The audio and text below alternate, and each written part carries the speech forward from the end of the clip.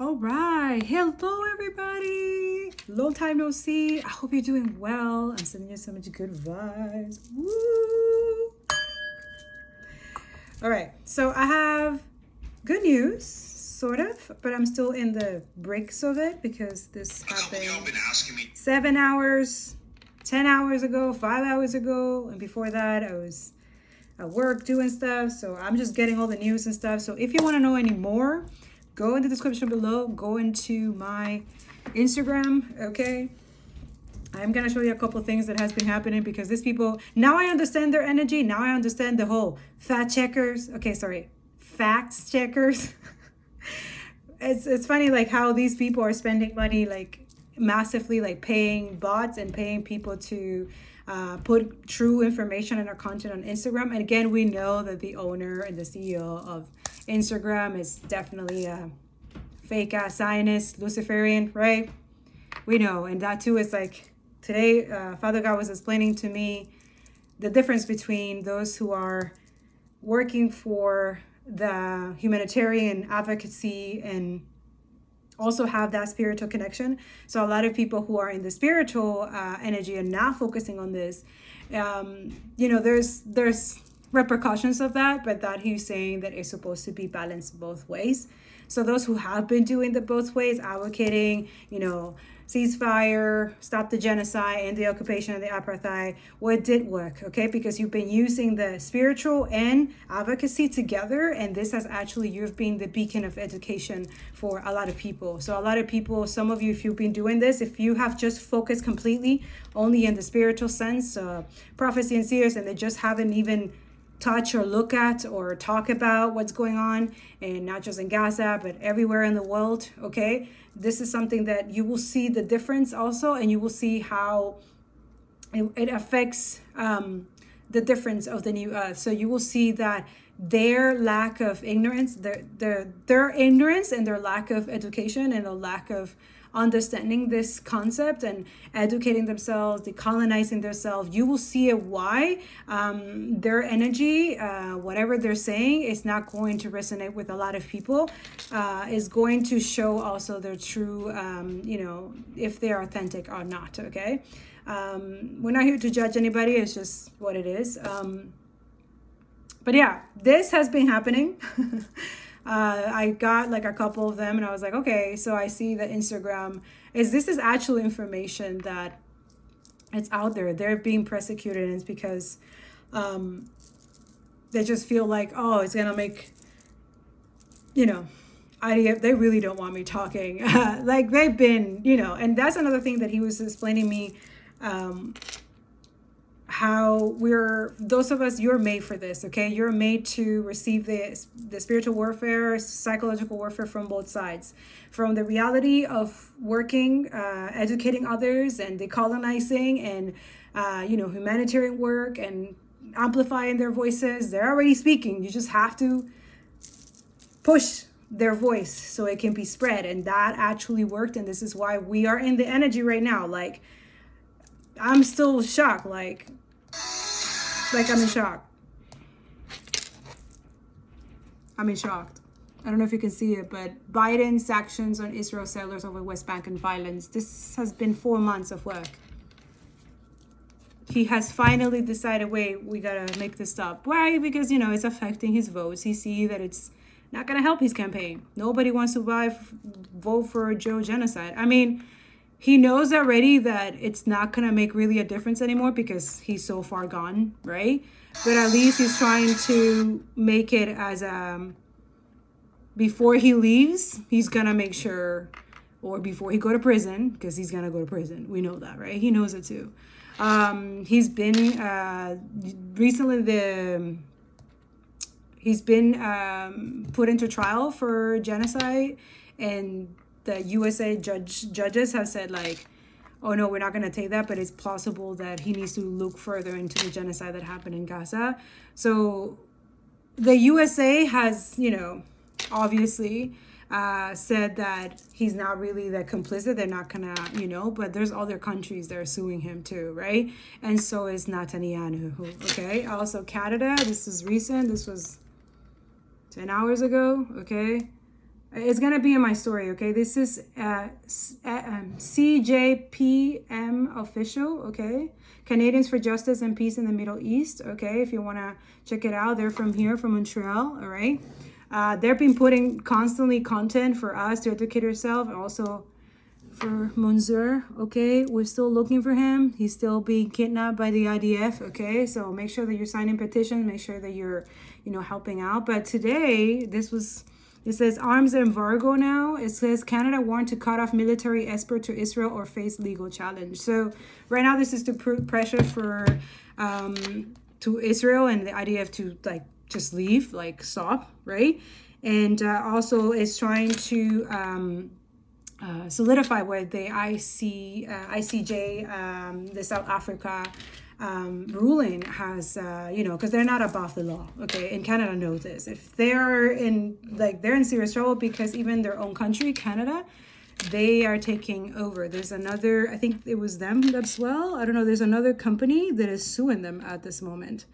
The government of Canada. I know, I'm still looking into it, but yeah, their own people are suing them for complicity of genocide. And Canada was like, wait, because their own rules and regulations here and their laws are completely different from the USA. And they abide by that, okay? So the fact that your own citizens are suing you, that's different. And also because there's the elections and stuff like that, and that does not look good with Trudeau. And also he could pay some serious bless me, confirmation, serious consequences, and he knows it. Yeah, they all know it. Bless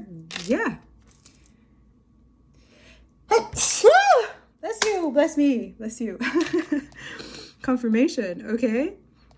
I will be updating my stories. I always do. And also I will be posting whatever I can. But Father God wanted me to come here. There was 2 messages that he wanted me to post. First is the fact check, which is also, when you look at the fact check, you see that it says independent company or something like that. So outside of Instagram. So this is what they do. They get paid to target people like us, advocates, humanitarian, healers, light workers, advocates, people, earth angels, okay? Those people who are advocating in humanitarian and the Palestinians themselves who are outside of Gaza, they are considered earth angels, okay? They are chosen, yeah? So they know this. Also, there's a lot of heavy manipulation. They've been tapping into their energy as well. So that, again, everything is backfiring on these people, especially he told me today that Zionists, these are Luciferians, so they're hiding themselves as Zionists. Nazi, the same thing they're in hiding is Luciferian cults. These are cults, okay? This is why they imitate their propaganda. They have heavy, again, they're losing a lot of money right now because all the lie, they have to be constantly lying, the constant propaganda, the constant, lying. Okay, episode 4 of Headlines the Media is not properly telling you about or telling you about at all that are coming out of Palestine. Picking up at number 16, where Israeli military committed yet another war crime on camera when they impersonated medical staff in order to raid a hospital in Palestine and execute 3 Palestinian patients while in their hospital bed. Number 17 is a horror scene that was uncovered in northern Gaza when Palestinians were able to go back and search for their families.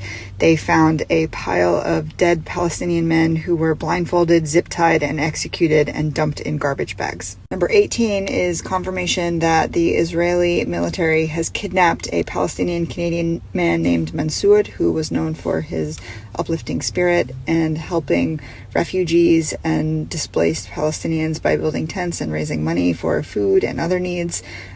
He has not been heard from for nearly a week, and the Canadian government has responded with nothing. Number 19 is a video that has been circulated from the Israeli military themselves. Again, they are outing themselves, of a bus of kidnapped Palestinian men blindfolded, where they are coercing them into calling themselves slaves of the Israelis. Number 20 is about a family who was hoping to travel to safety via their car in Gaza until the car was surrounded by Israeli tanks, and They were shot at and killed inside the car. The entire family, except their 6-year-old girl named Hind, was killed in the car. Hind is currently still trapped inside the car, surrounded by her dead family members. And the reason why we know this is because someone in Hind's family had called the Palestinian Red Crescent when they realized that they were surrounded by Israeli tanks in an effort to get help, and they were shot live while on the call. An ambulance was sent to attempt to rescue Hind, and that ambulance has also gone missing, and neither Hind nor the crew in the ambulance have been heard from, and no one knows their whereabouts. Everything that I have said in this video is internationally recognized as a war crime. You cannot execute people, not after blindfolding and zip tying them, and definitely not in a hospital bed. You also cannot impersonate medical staff, especially not in an active war zone. You cannot block medical personnel from accessing a 6-year-old girl who needs medical attention, immediate medical attention. You cannot kidnap foreign citizens. And these stories are not being given to you properly or at all because they very easily will incriminate the state of Israel and all of its personnel. And so while outlets like NPR are suddenly fixated on force-feeding you human interest stories about Israeli families 4 times a day at minimum, this is what's happening to Palestinians. So your daily reminder that mainstream media is complicit in the genocide of Palestinians.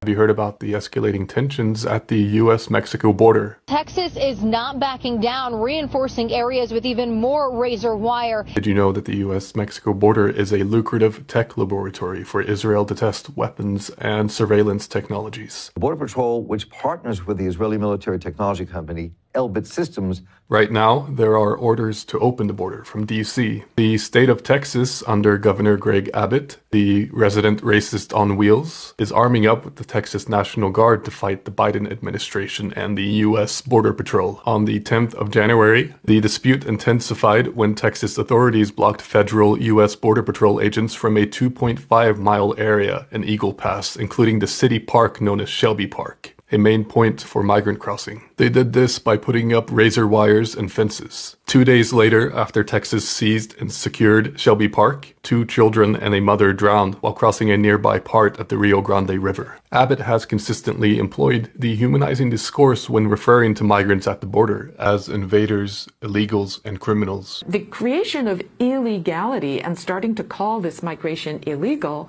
happens in 1965. The discrimination against these workers is now justified by the introduction of this new terminology and status of illegality. Abbott has claimed that Biden, under the executive branch, is breaching the right of Texas to self-defense. And the last part is pretty easy to understand. Just imagine it in terms of Israel's claim that its decimation of Gaza is in self-defense. The political tensions are escalating into a civil war scenario, echoing the historical tensions when the sovereign states fought to preserve the institution of slavery. In the midst of these boiling tensions, Biden and Abbott are both staunch supporters of Zionism and Israel. Texas joins the world in grieving for Israel.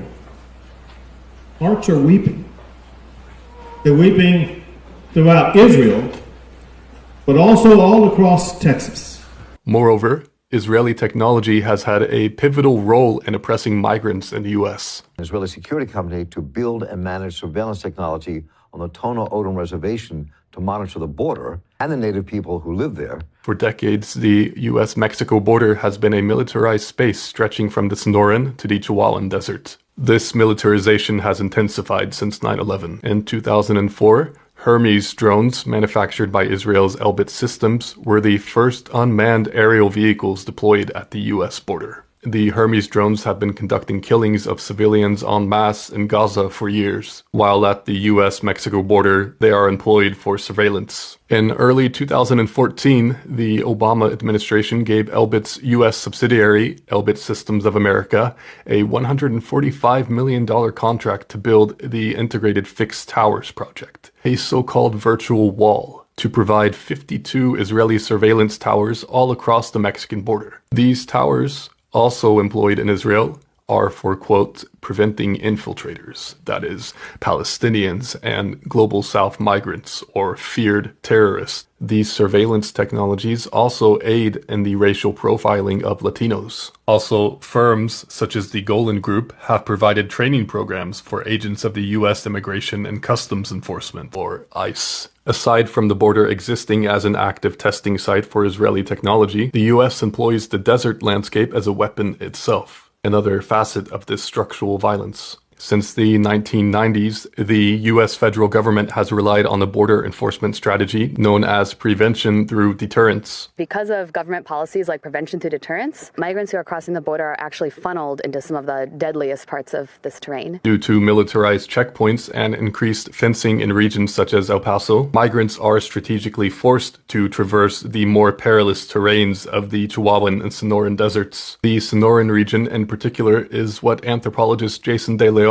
refers to as the land of open graves, the deadliest migration land route in the world. Why is it referred to as such? Because the landscape is a mass graveyard for thousands of nameless remains belonging to migrants who sought material security. Many of them fled destabilized conditions engendered by global north activities, from climate change to economic exploitation and extractive capitalism. Arguably, these forms of violence are manifestations of what Professor David Harvey refers to as accumulation by dispossession. The neoliberal capitalist policies in which wealth is centralized into the hands of an elite few through the dispossession of the poor. The dispossessed of those that survive become commodities within the confines of private detention centers, trafficking organizations, and exploitative labor relations in the U.S. Back to De Leon, in seeking to document the remains of border crossers and to reconstruct their stories. Un día yo dije, quizás yo puedo usar arqueología para entender las experiencias de los migrantes. Argues that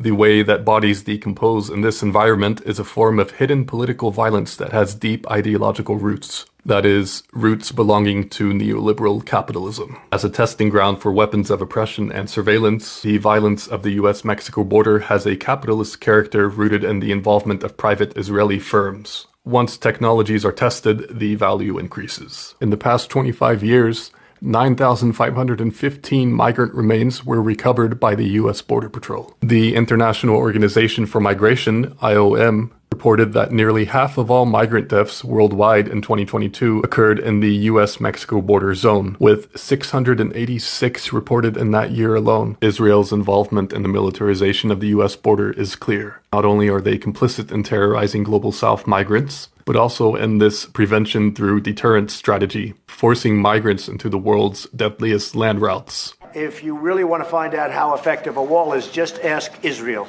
99.9% effective. And our wall will be every bit as good as that, if not better. On a closing note, outside of any analytical exchange, I am a descendant of migrants at that border from my father's side. I grew up in material conditions so vastly incomparable in Texas. I am far detached from that experience, but even I know that this violence is not new. Family separation is not new. ¿Con qué frecuencia has tenido ese día? 5 o 6 veces desde que nos separaron. The stench of death machines and open graves for undocumented migrants is not new. For example, they used to spray down migrant workers with gasoline in El Paso to kill lice, a racist practice which resulted in the bath riots of 1917, led by Carmelita Torres, a 17-year-old migrant worker. Further back, before Texas became a state in 1845, or even a republic, Texas fought Mexico to preserve chattel slavery and to uphold settler colonial violence, which has to do with the Battle of the Alamo myth. Like many of you, I grew up with this myth.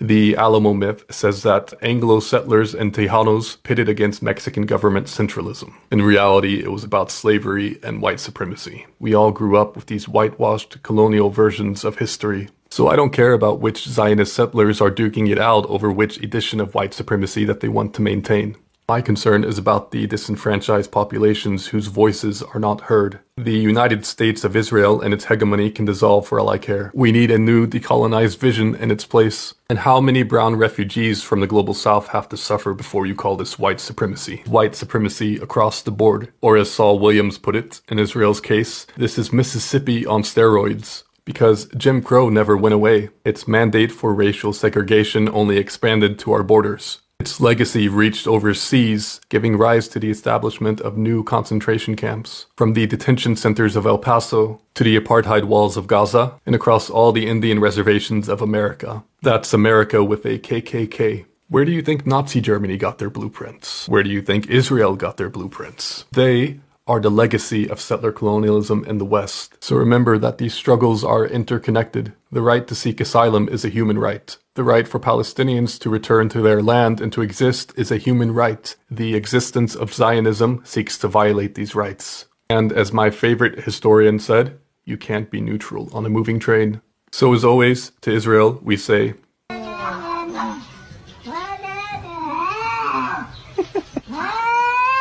I want to reiterate really quickly that the United States pulling funding from UNRWA is actually retaliation from the ICJ hearing. It has nothing to do with the allegations coming out of Izzy that members of UNRWA were actually part of October 7th.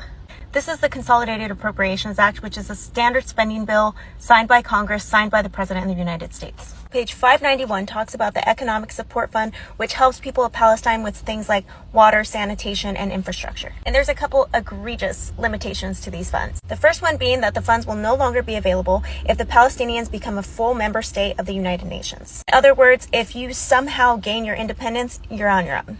The next one is key. They state that they will cut funds if Palestinians initiate or support any investigation by the ICC of Israeli nationals for alleged crimes against Palestinians. Just let that sink in for a second. But whether the allegations about the UNRWA employees are true or not, you cannot ignore the fact that even in our own legislation, they tell the Palestinians that they are not allowed to have any investigation about crimes committed against them. They have to take their beatings quietly. And if they don't, they will get no support. And these allegations against the UNRWA employees are now up to nearly 200 staff members. And so these allegations came from some 6-page dossiers, supposedly, that the United Nations has not even received a formal copy of. Yet, multiple UN states are pulling funding. Just trust me, bro. So Reuters apparently couldn't name the person who provided the dossier or their nationality, but they just said that it was compiled by Israeli intelligence. We're going off of good faith here. Nothing like making millions of people suffer over unverified information, right? So if all of this makes you sick to your stomach like it does to me, you can actually donate to UNRWA itself. And this is a screenshot of my donation. You can see my email with my confirmation payment at the top. UNRWA has stated that they could potentially close operations by the end of the month due to the lack of funding. So if we can help keep them afloat for the ICJ to really put some pressure on Izzy, because that report that they have to submit at the end of the month, I doubt it's going to look good for them, like they are making any beneficial changes, especially since they're holding conferences to resettle in Gaza and invading hospitals. None of this is doing what the ICJ had told them to do. Y'all have a wonderful day, and free Palestine.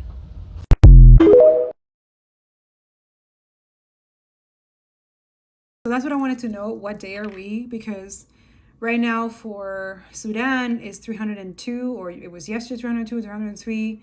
And then the video I'm going to show you is, it's like the similar context of Sudan is leaving, which probably much even worse is what Palestinian in Gaza are living. Hi, it's day 302 of the war in Sudan, and I'm here to give you a quick and dirty of what's been going on. 302 days ago, the once friends, now enemies, SAF, Sudanese Armed Forces, and the RSF, the Rapid Support Forces, began a battle that has wreaked havoc over the country in the last 10 months.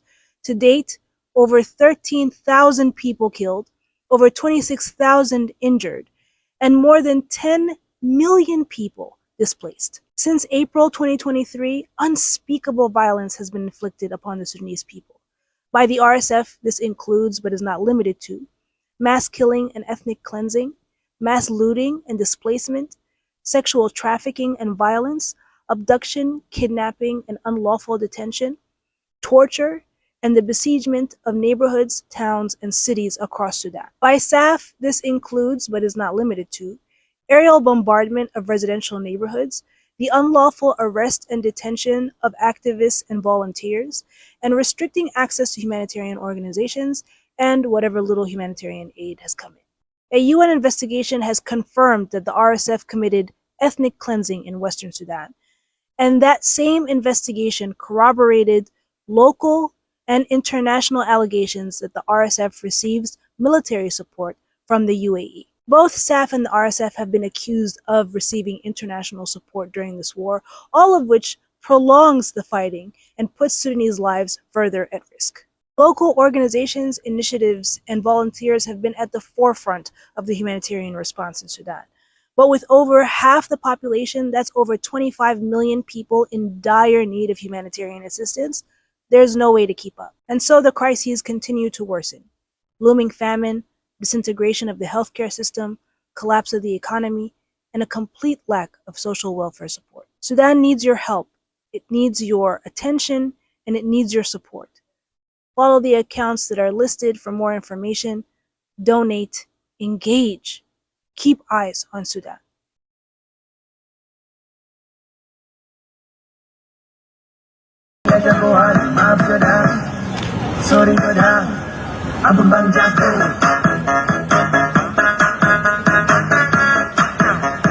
That is a clip from a video posted by Bendo Brown marking the 3rd anniversary of the coup in Myanmar, which happened on February 1st, 2021, and has since turned into a full-blown war that's still ongoing.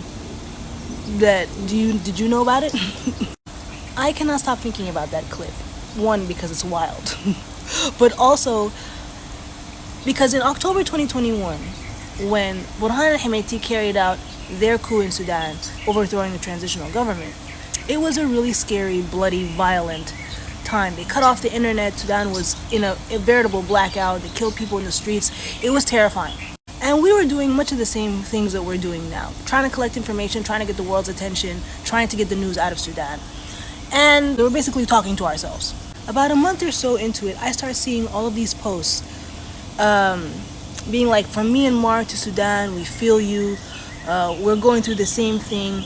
And these new hashtags start popping up. Now, during that time, the bots were going crazy trying to dilute the message from Sudan, right? They were adding all these new hashtags, confusing people, much of the same things that's going on now.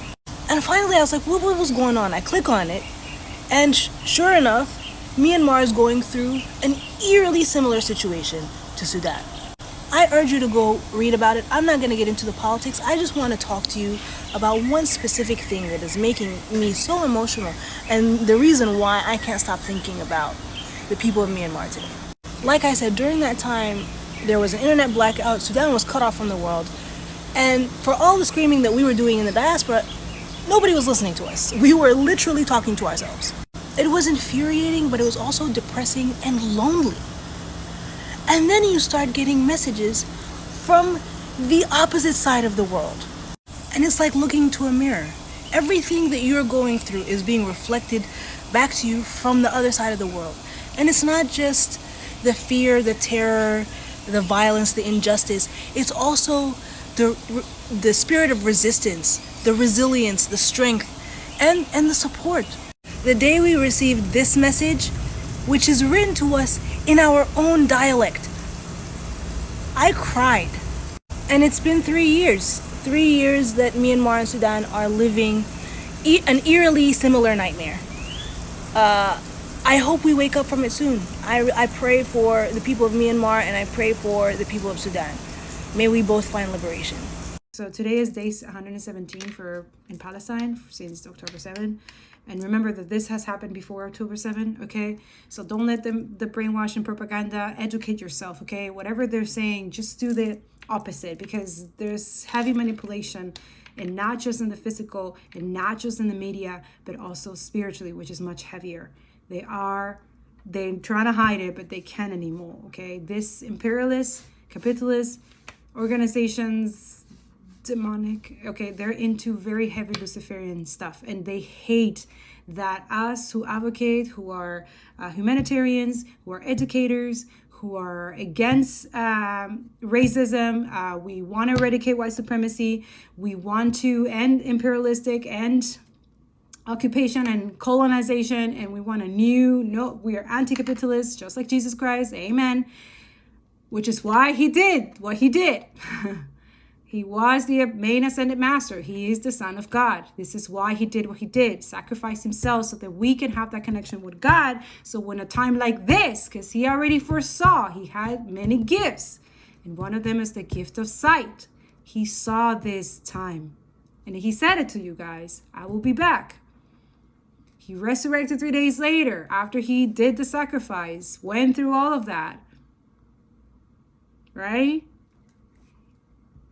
So the day of judgment is not only here, but there's a lot of things that's going to shift.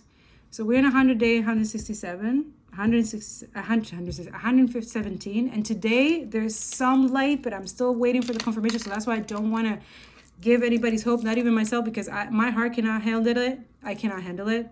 Okay, these people are evil and wicked, and if they're doing this as a joke to see, like, that's horrible. Okay, so I don't want to put that out there, so I'm gonna wait for confirmation. But today has been commotion and talk about the fact that there is going to be a permanent ceasefire for Palestine. So this was the groundwork of everybody protesting, boycotting. We still have to continue. We have to make sure that Palestinians are free for real. The stage is off. The end of occupation, the end of apartheid. Those walls need to be coming down, okay? And we need to make sure that Palestinians are safe and that they're able to rebuild and that this never happens again. We have to make sure of that, okay? So we can't just celebrate and stuff like that. We have a lot to work to. The U.S., as Israel's supplier, is complicit now in the suffering of the people in Gaza. This complicity must end. President Biden must use the leverage and power of the United States to address the suffering of Palestinian civilians in Gaza, to deliver medical supplies, to deliver food, to deliver clean water. Let me step back and repaint this picture once again. More than 26,000 Palestinians are dead. That includes more than 18,000 women and children. More than 65,000 Palestinians have been injured. 1.7 million Palestinians in Gaza have been driven from their homes. 90% of Palestinians in Gaza are surviving on less than a meal per day. The supply of clean water is woefully insufficient. Medicines are in desperately short supply. As we ponder this, we must realize we must value the life of every child the same, no matter who they are or where they call home. If we keep that in mind, we will find the right answer to the enormous suffering in Gaza. The Palestinian people are not Israel's enemy.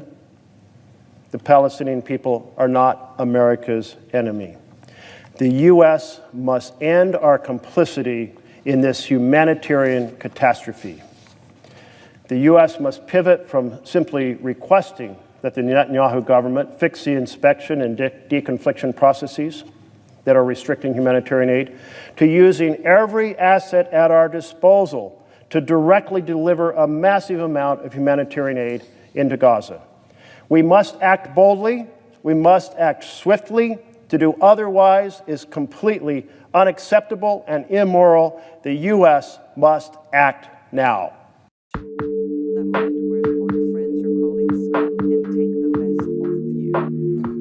I left so I can continue from outside. For real, I want to understand how do you live a normal day in your life, and you're seeing us killing by Mu'taz phone, who's filming the people are getting killed, getting murdered in front of you, and you like it? I don't want you likes. No, I want you to act. Go to protest. Go to ask your government member to stop this, to put a pressure on Israel. And if you're not going to act, we will keep making noise. We will not make this life easy for anyone. The most terrifying pictures, I never talk. I never talk. I never had the ability to talk, or I didn't even was able. I was shocked, so I couldn't even take the camera, take it.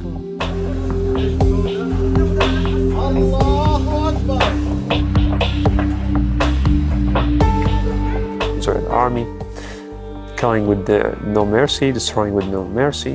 The last days before I left, the Israeli tanks was and then my street. And okay, I want to stay at home and never leave. But if there's drones, jet fighters, Israeli Apache, Israeli tanks, Israeli Navy bombing at the same time, how could I, without even, just like with my clothes or my camera, to face these?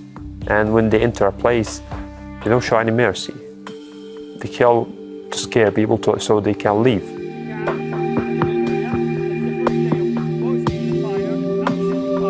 It's the love of the land, the love of the country. So when you love something, you fight for it, right? If you love a person and you want to prove that you love him, you fight for him to show him. And this is the love of my land, the love of Palestine. I wish to be a free Palestine.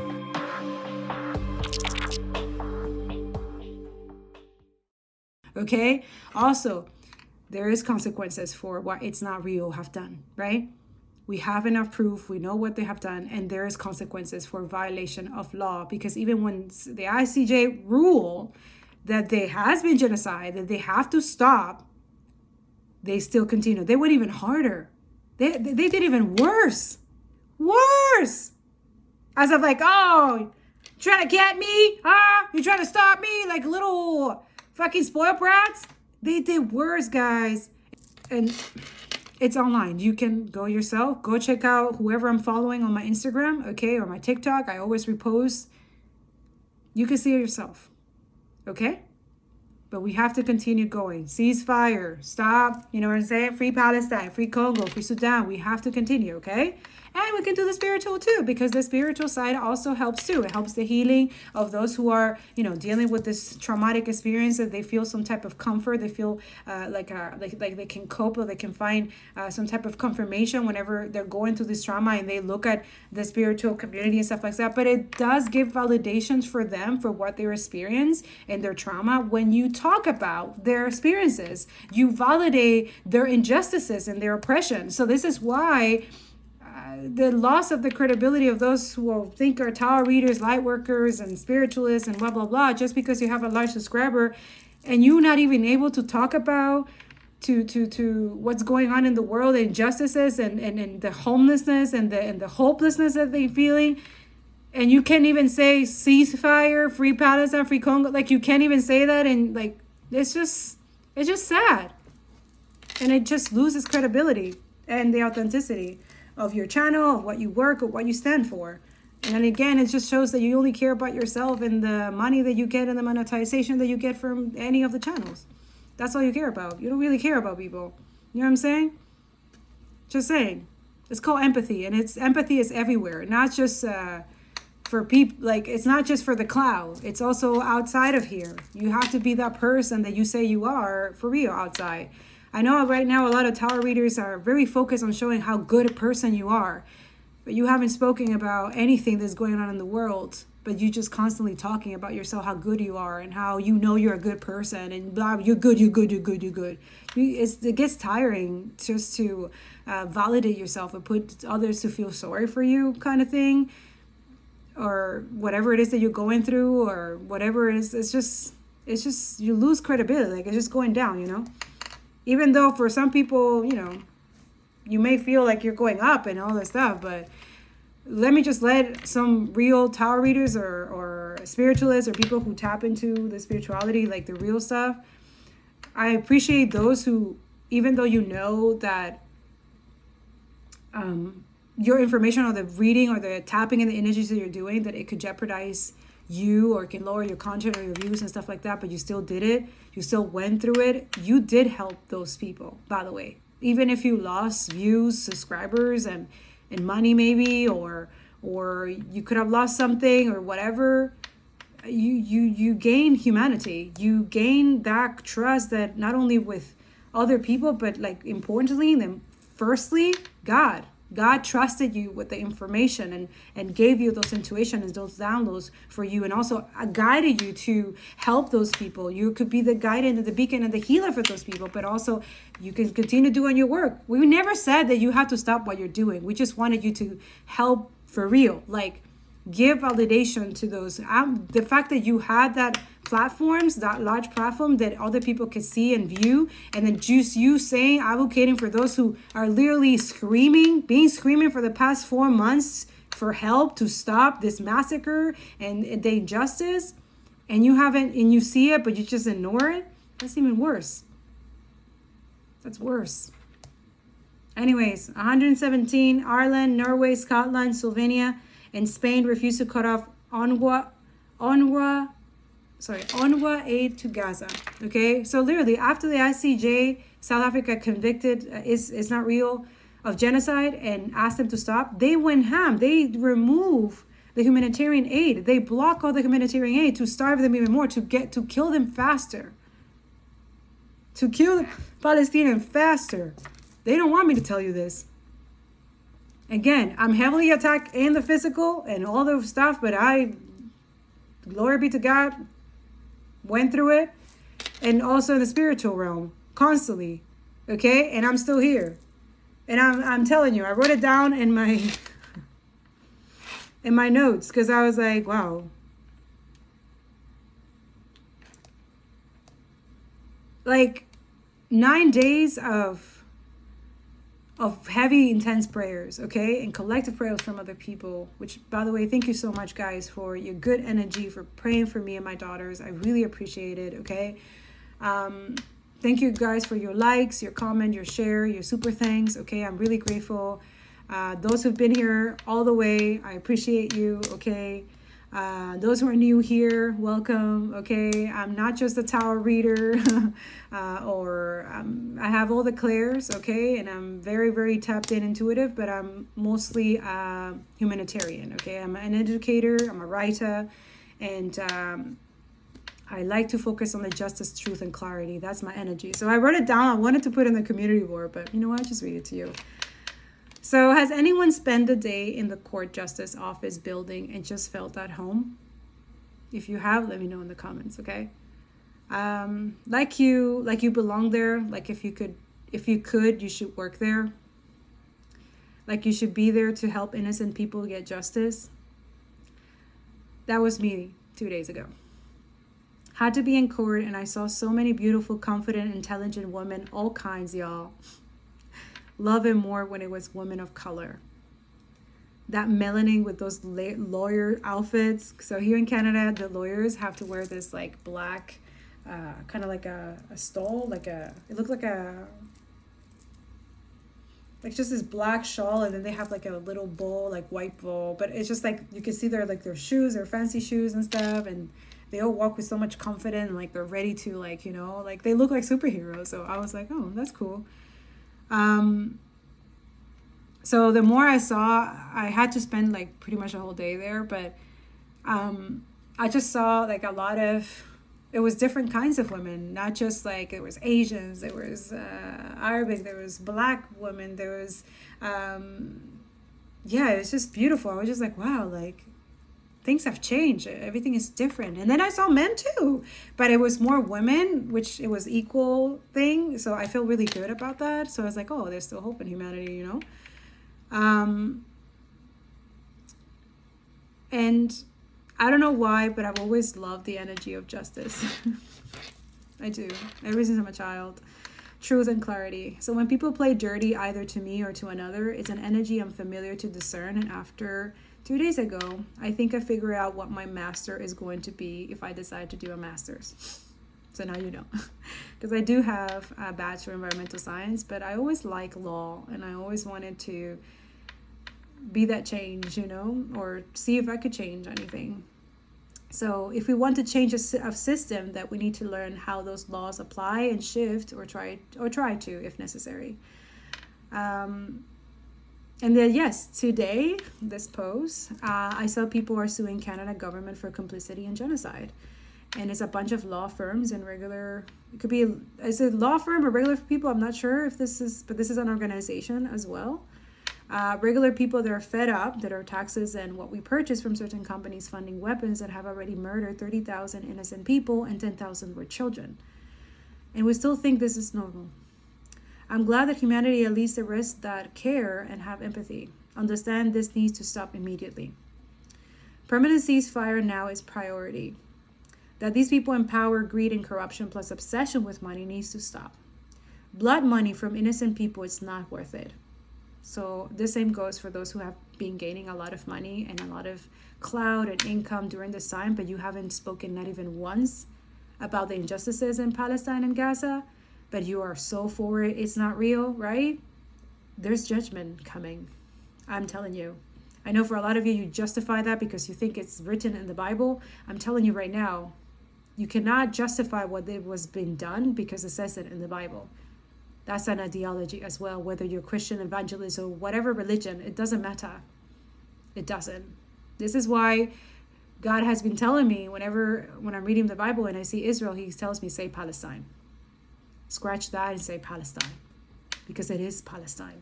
It has always been Palestine. This is why a lot of y'all, the Luciferians cults, rituals and stuff like that they do every moon cycle, and now they're doing even more. It doesn't matter now because they're desperate. It doesn't work on you guys. The hypnosis, the accusation, the rejection, the defamation of character, the humiliation spell. They're doing the most. Blocking your love life, blocking your finances. That's the first one that they're doing, okay? Because if you have finances, you're able to not only help other people, donate, right? You're able to mobilize and do better and, pay lawyers if you have to, right? Especially if, you having defamation of character, right? So, so that's why, that's the first one. Then also is attacking if you have a business, or attacking your platforms if you're advocating for other people, if you're helping them, those who they're trying to oppress, right? So in a way, it's like they feel, for a lot of y'all, like we have to kind of like force ourselves to do this. But then again, this is why they're retaliating, because they don't want you to take away their toy, which is like oppression, which is like, that psychotic, pathological, crazy lying as well, but also the psychotic of murdering innocent people because they just feel like it. Also, this is racism. This is hate crimes, right? This war is all about hate crime, if you really pay attention, and white supremacy, and trying to preserve white supremacy. Also resisting the colonization, resisting the healing that it starts from the leaders and stuff like that, but they don't want to do it. So this is why also they have got themselves into the situation where they're going to pay a heavy price, and so is their lineage as well. Then again, there's redemption, but that's between them and God, right? Because right now, I might be too late, right? But I'm not here to judge. God is the only one who judges, okay? I'm just the messenger, so. I said permanent ceasefire now is priority, that these people empower greed and corruption plus obsession with money needs to stop. Blood money from innocent people is not worth it, and those who have common sense and integrity plus are loyal people and care about our brothers and sisters and understand this completely. And I'm glad. I'm going to follow their procedures and give you guys details, okay? It feels like Law and Order. I don't know if you guys remember Law and Order. I don't know if it's still happening, but I used to watch Law and Order all the time. But also, my dad is a cop. So I've always been in that energy of, I grew up with like justice, clarity, and truth. So, recently when the case that I was going through, when I was talking to my dad, he was just like, you see, don't lose hope in justice. I know the world might seem, and I know that some, police people have corrupted their mentality, but that comes from capitalism, that comes from imperialism, that comes from greed, and not all of them. Yes, as we say, like, oh, not all cops are the same, but it's just sad that they have failed to, have that common sense. And I feel like a lot of cops who haven't decolonized should not be cops.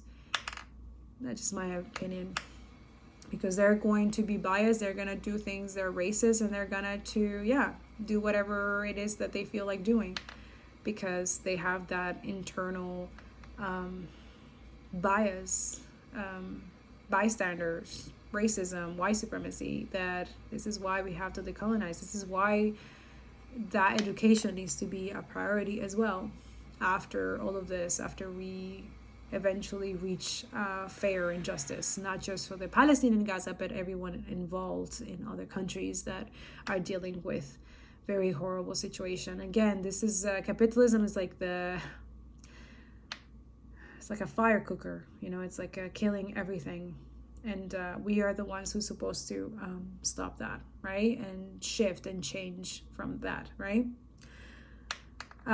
So yeah, I said raise your hands in emoji. You know that hand emoji, the raising your hand. Okay, if you watch the show, okay, and you wanted to be one of those lawyers, okay, or you figured out who the criminals were before they show it, like, you know how before they show the criminal, before you knew who were the bad guy or the person who did the crime and stuff, that you knew already. So put the hand if you were one of those people. I remember, like, every time I watched the show, I would always I figure it out before they say it, and I was like, yes, right.